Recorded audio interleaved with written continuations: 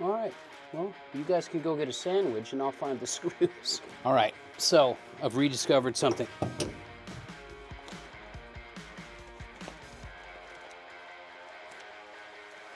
promise I won't be outsmarted by a mask here.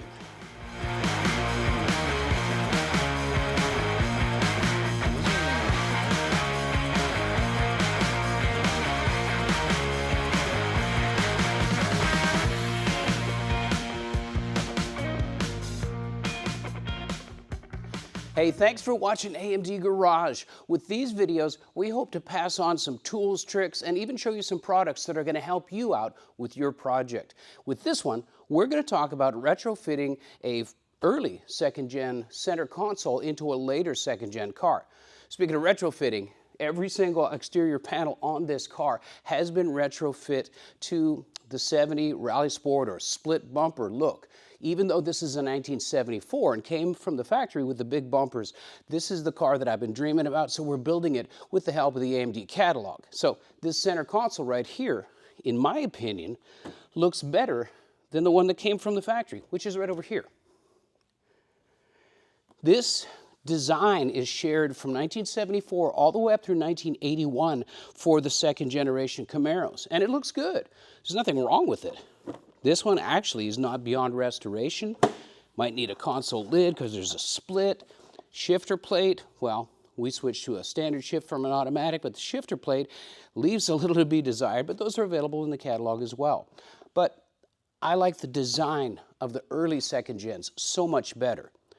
It looks, I don't know, to me it's a little more spaceship-like. We've got the center pocket in here for storage. It's nicely flocked. This is restoration quality right here. If we were so inclined, we could have a cigarette ashtray here. But what we can do here is put in a couple of USB ports, and that's exactly what I'm going to do for charge ports and different accessories. We also have the option of the manual shift plate or the automatic shift plate, and it's right here in the catalog. So what I love is the AMD catalogs kind of show me what's available, as well as sort of a broken down installation manual to where I can see where the parts and pieces go. All our different console options are here. We've got the shift plate options here. Of course, I've got them flagged and bookmarked. And the bracket kit right here, which is kind of the subject and the reason for this video. Another cool benefit of this console is the factory lighting right here. This illuminates the back seat area. As tiny as that is, that's probably plenty of light for passengers to see what's going on in the back seat. Yes, we like this console better, or I do anyways. It's not a direct bolt-in. There's some persnickety stuff that we've got to take care of, and we've got to get rid of the other brackets because they, frankly, just mount differently. So here's what I'm talking about. Let's look in the car. So right here is the giveaway that this is a 74 and up car. These brackets are what hold the center console down. Now they're not held on by much. We've got a spot weld here and here and here and here, just on the outside of these saddle brackets. So it's not going to be a big job to cut them off, but we do have to be careful so we don't go through the transmission tunnel. That should be no big deal.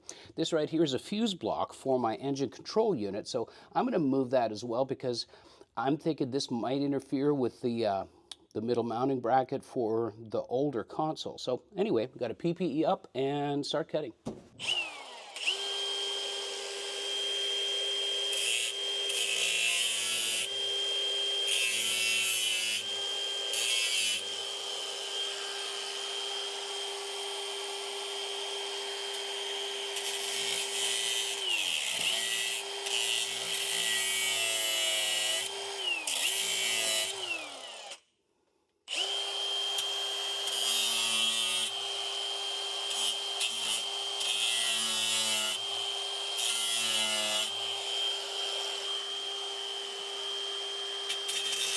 All right, so I'm hoping I can just pop these welds.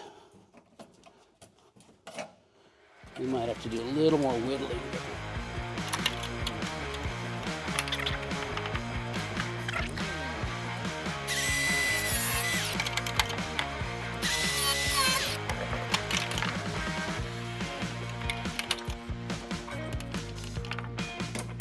All right, so that's what I was hoping for. I've got a little bit to grind down there, but we didn't do any damage, didn't go through. Now this guy.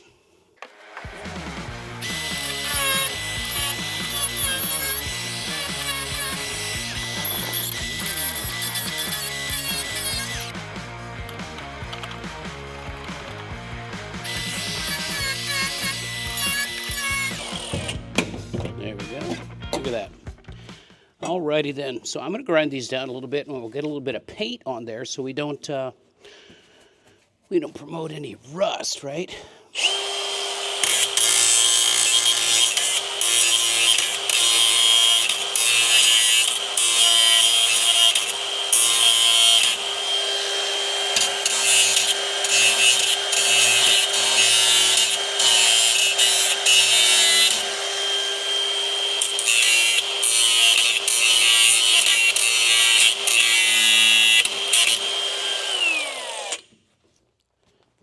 Before we prep any of that, I'm getting this out of the way.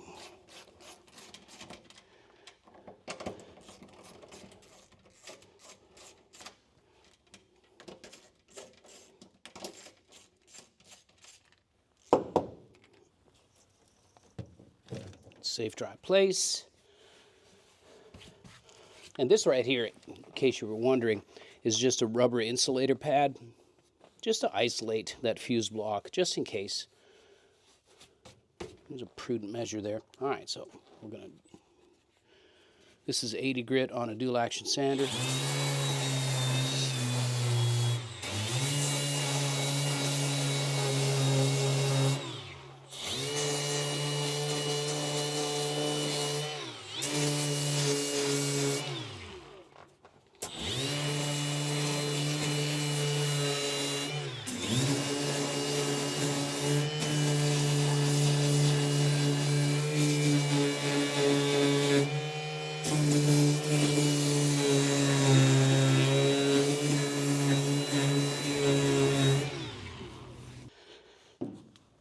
I brought the body shop with me.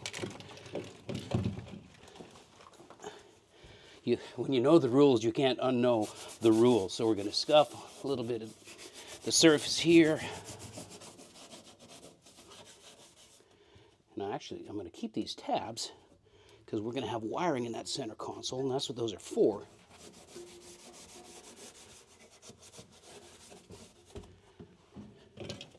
Got a cleaner. Gets the dust off.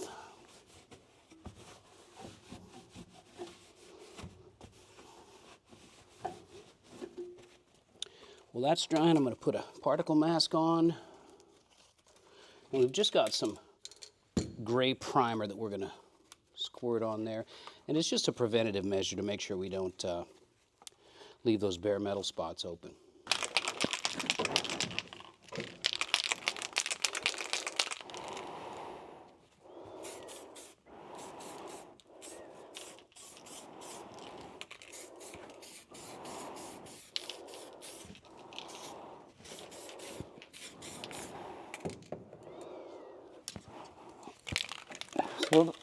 We'll let that dry.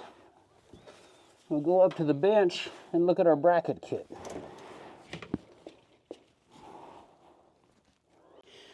So there's 3 brackets, and they straddle the transmission tunnel, rear, middle, and front. So there's no real measurements in the catalog or even in the GM service manuals as to where these go. So the easiest way to locate them is to install them onto the bottom of the console, and then we'll set it in the car and mark them like that. So we'll start by inverting this guy. And here we can see the spacing is correct with that one.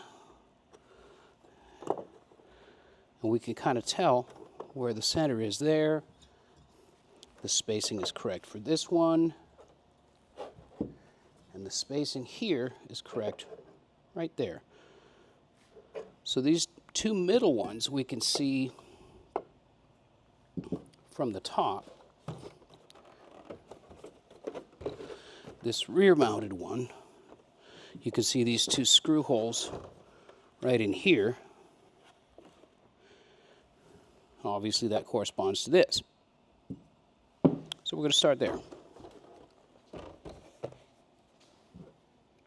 Got to find some screws.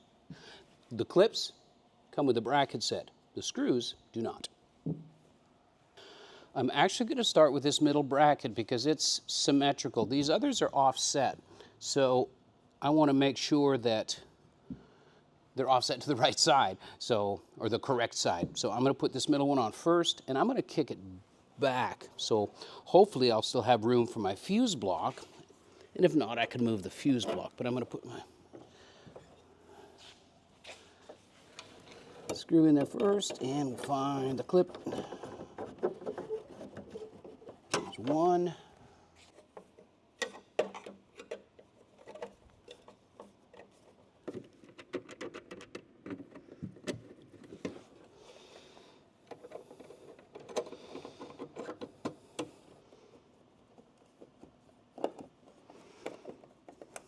Oh, and I've seen this come up on a couple of Facebook groups and some forums.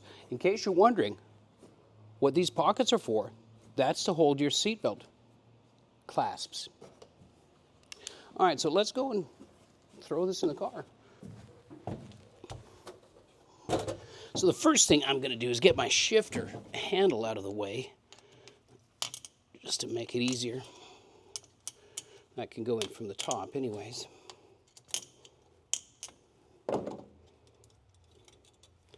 All right, I'll dig you later.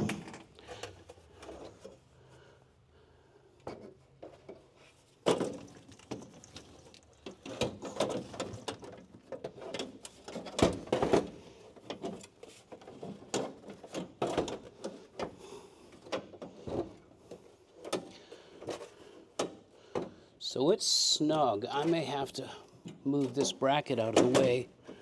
I don't want to force anything. And it's a known law that two physical things can't occupy the same space at the same time. So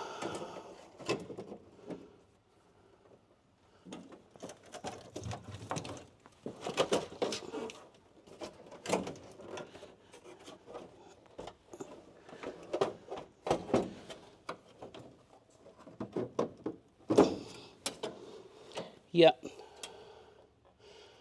I've got to get some access here. I'm going to just take these two screws out.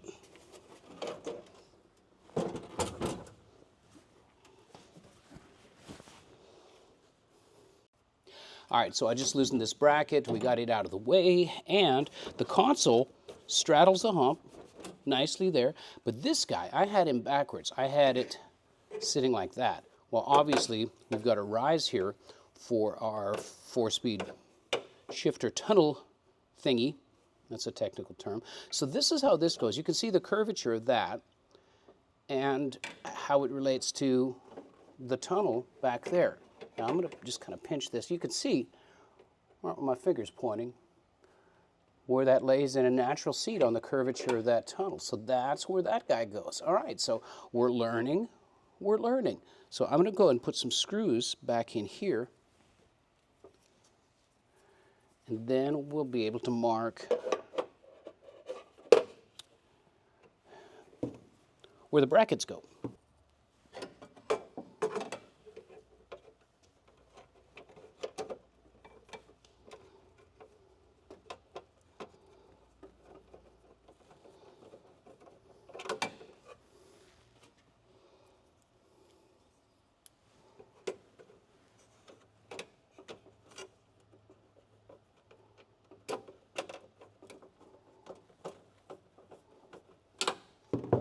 So I'm going to keep those guys loose to where this can find a natural seat, which is perfect right there. Look at that. Look how nice that fits. Huh? Right? Except for, I'm going to make sure this is nice and straight up and down. And we're looking good, man. Okay.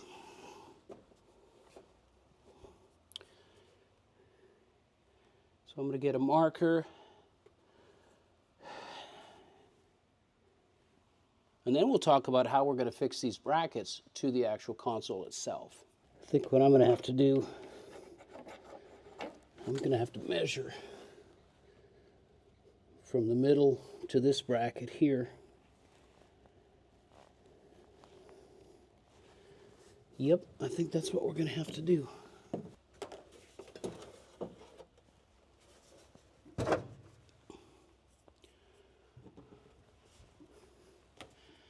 got a clear outline here. I've got a clear outline here. Depending on where my bracket sits, somewhere around here. We'll just measure back. All right, so this bracket here has mounting holes. This bracket here has mounting holes. This one has no mounting holes. So what we're going to do is I'm going to pre-drill this. And then, with it still in the console, I'm going to measure from the center of this hole to the center of that hole, and that will give us our spacing. Then I can fasten them down to the transmission tunnel, and it'll drop in from the top, put all our screws in, and we're installed, right? All right, so I've rediscovered something. I had this rear bracket, I had it facing the other way. So if you look, if you could see, this one's offset to this side. And now this one is offset to that side, and now it actually lines up better on the transmission tunnel itself when I locate it. So I'm still going to measure from this center point to this center point to get my location for the bracket itself. But yeah, so anyway, the offsets go on the same side, just so you know, and it is passenger side.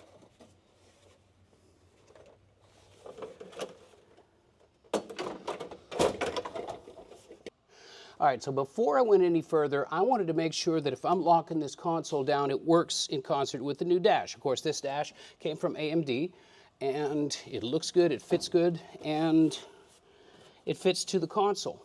Fits right underneath there, my bracket is aligned, and this right here, yeah, it's just a nice natural seat. So if you're doing this, you're probably doing it with the dash in place, but it's never a bad idea to absolutely confirm the placement. So now, I can trace my brackets out, and we can move forward with installing the brackets permanently. All right, so you can benefit from me sorting all of this stuff out, but this is where this stuff goes now. So I don't get confused in the future, I'm just going to make a reference. Arrow goes to the front, arrow goes to the front, arrow goes to the front, because I'm taking these brackets off of the console, and I'm going to mount them to the transmission tunnel. Then we'll mount the console from the top down, and Bob will be our uncle.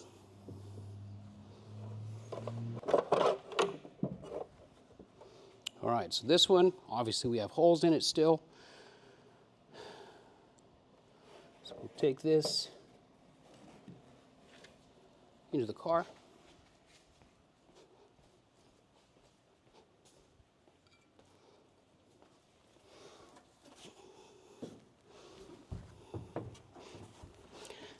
And you guys are, I know you're following me, but just to be literal, yep, reference arrow to the front, that's where we are. See exactly where this goes. So I'm going to put a mark there.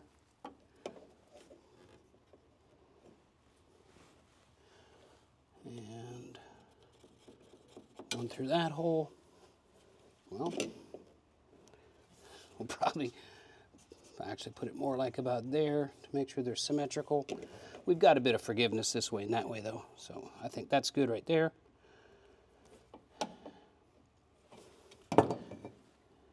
When I get all three marked out, we'll talk about fasteners. Now this right here, yeah, my fuse block was going to go there. I want that center console mounted securely, just like the factory did, so I can find another place for this. My captured nuts here, I'll seal them up, that's fine. But I'll mark my places here, and then for the rear, I'll mark my places there, and we'll move forward with a fastening solution. We got two choices. We can put more captured nuts like this, or I can weld things in place. So we're not just going to rely on a sheet metal screw for this. I want a mechanical fastener of some kind. What I'm going to do is the steel inserts like this right here.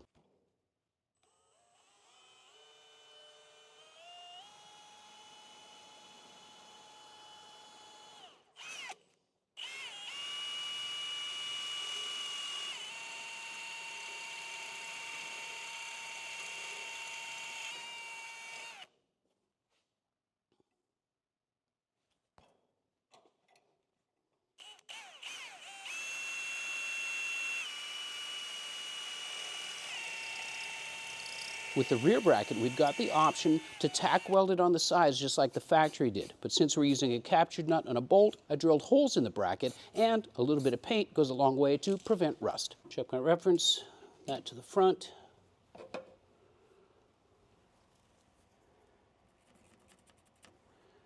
There's our holes for the middle bracket.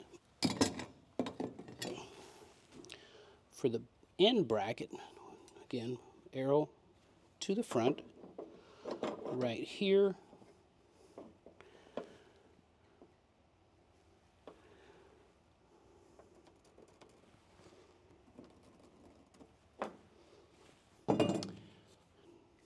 Now we get the drill.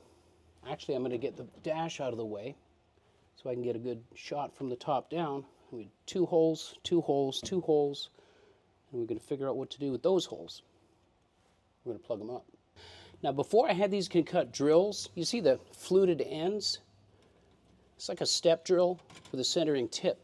I would start with an 1/8 inch pilot hole and then come up to the, actually it's a 23/64 bit size, but these, I don't need that pilot hole because it's kind of a self-centering thing, and I can just kind of give it a little bit of a push down into that mark.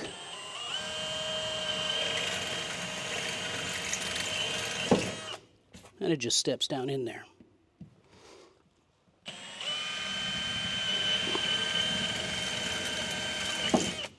And they don't walk. That's super nice. So now it's time for the threaded inserts. Here's what we're going to use. This is a steel threaded insert. We use a stainless steel button head fastener. Nice. A nice low profile look. But before I put those suckers in, I've got a little bit of touch-up paint. And this may seem like a crazy little detail, but you got to remember that's raw metal, that's bare metal that we're potentially covering up, and it provides a rust opportunity. We don't want that.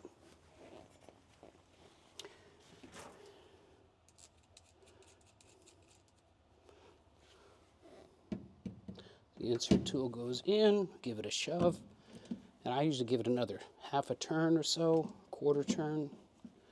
It gives it a good pinch, and we back it out.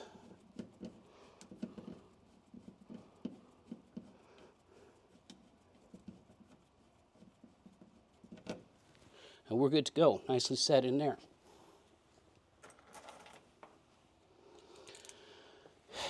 I regret this, it makes me sad, but I'll fill those up with a fastener,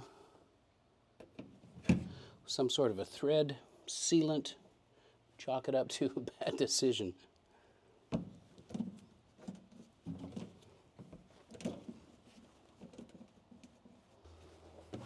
Just for giggles, because I like to see a project finished, I'm going to go ahead and put that bracket in place.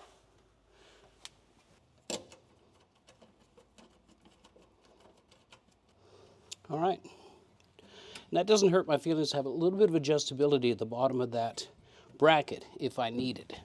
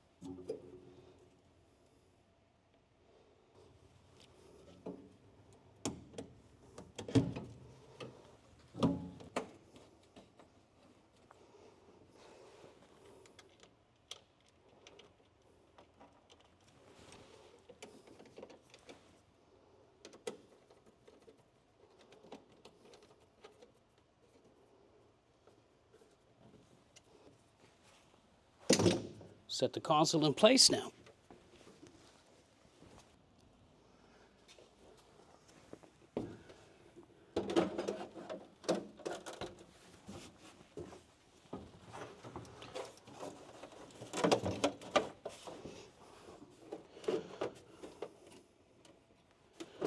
And so these brackets will absolutely line up with the screw holes. So what I'm going to do is use my pick or my awl and drop it down into one of the clips. And then I can see down there and line up the other one.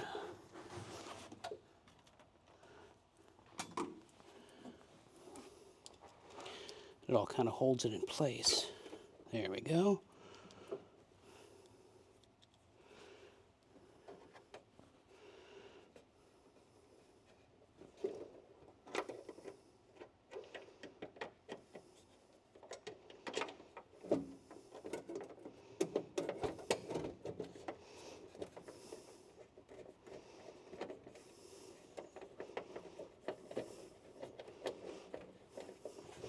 I'm not tightening them all the way.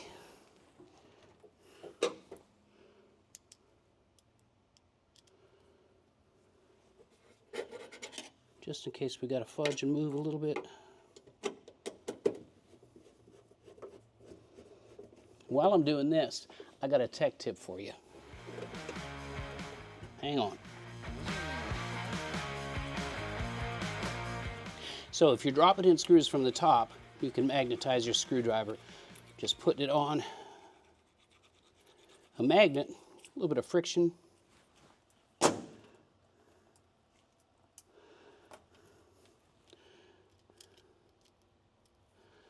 Now the screw stays in. So we're going to come back here, drop these short guys in.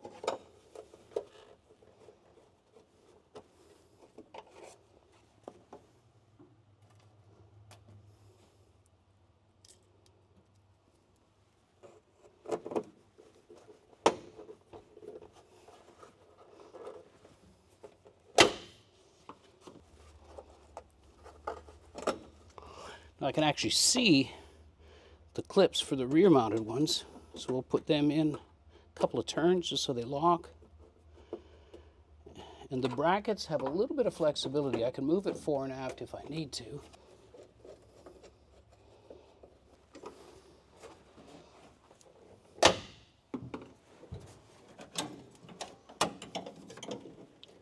And those screw holes match and meet.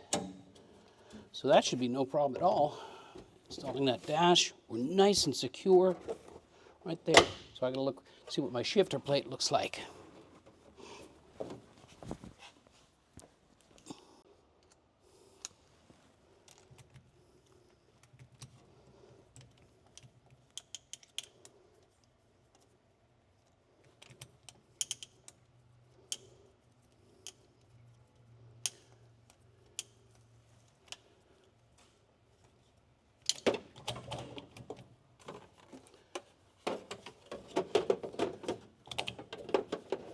There it is. Yep. So I've got to whittle a little bit. I've got to fit a shifter boot in there. Oh no, there it is. Yeah. Okay. So that fits nice and snug. So that's going to look great. Lots of clearance all the way around it. I particularly like seeing the standard shift plate in there.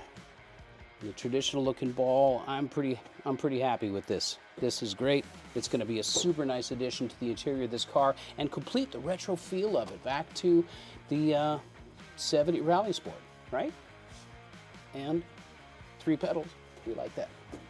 So I had to put the dash back in and just see what it's looking like. And man, it looks great. It's just sitting up there. Of course, it's not bolted in, but it still fits great. And it fits the console and it fits the vibe of this car. I'm creating a piece at a time my 70 Rally Sport thanks to the help of Auto Metal Direct. We've got the sheet metal, we've got the fenders, and we've got all the other things to help make your automotive dreams come true. So come see us at a car show. Grab a catalog. Come see us at the 360-degree catalog at autometaldirect.com or at AMD Garage. We've got all kinds of tech videos that are hopefully going to make your restoration or your project go a little bit smoother. So thanks for watching this. And now you got the instruction book if you want to retrofit your late second gen with a better looking console.